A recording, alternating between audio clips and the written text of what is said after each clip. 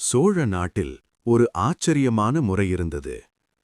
யாருக்காவது நீதியில்லாமல் போனால் அவர்கள் அரசன் முன் செல்ல வேண்டாம், பேசவும் வேண்டாம், கோபப்படவும் வேண்டாம். ஒரு மணி இருந்தது. அதை அடித்தால் அரசன் நீதி தர வேண்டும். மக்கள் அதனை நீதியின் மணி என்று அடித்தனர். ஒரு நாள் அவ்வளவு விசேஷமான ஒன்று நடந்தது. மண்டபத்தை நோக்கி தூசி பறந்து ஓடியது. மக்கள் அதிர்ச்சியில் வழியை விட்டு நின்றனர். காரணம், ஒரு மனிதன் அல்ல, ஒரு பசு.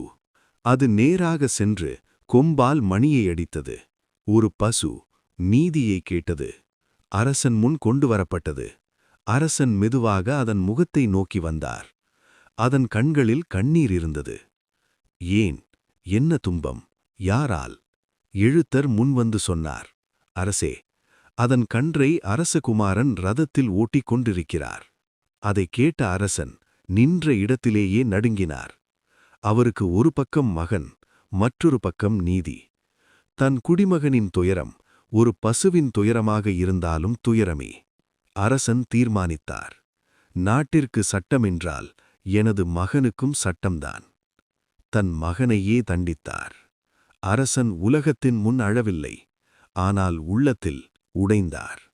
அடுத்த நாள் காலை மணி மீண்டும் முழங்கியது.